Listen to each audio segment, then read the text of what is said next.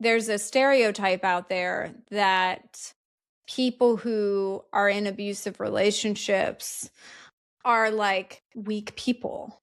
And I think actually that these men, these abusers, pick on people. Like, the more powerful of a person you can undermine, the more powerful Yeah. you are.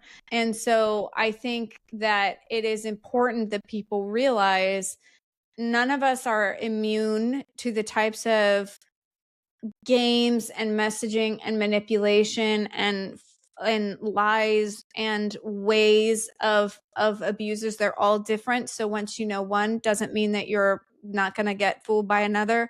But has going through that experience made you mentioned, like, I've already had the worst happen to me. Like, has it made you even bolder and braver because you, like a phoenix, came out of something where, like, you were always a strong person and always opinionated, and now you're just like, this is mine now, like, I own Yeah. this. Yeah. And I think sometimes to my detriment almost, because I think that sometimes, like, I can be a little bit intimidating and a little bit like you know I just am not, I'm loud and I'm opinionated, and I think sometimes, as I've been dating, I'm like, I think sometimes that's intimidating to men, but I'm like, well, then that's just not the right person for me, because I do feel like going through all of that, like, when you have literally been choked to the point of unconsciousness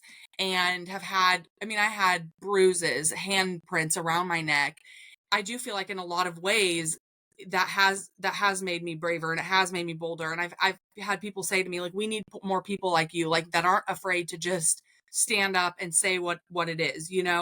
I do think that comes from a place of, like, I constantly go back to that and think, like, the worst has already happened to me. Like, and if I could survive that, like, I can survive some hate on the internet from people that don't even know me. I can survive, people being mad at me because I said something that maybe was a little taboo, or I said something that, they didn't think I should have been talking about.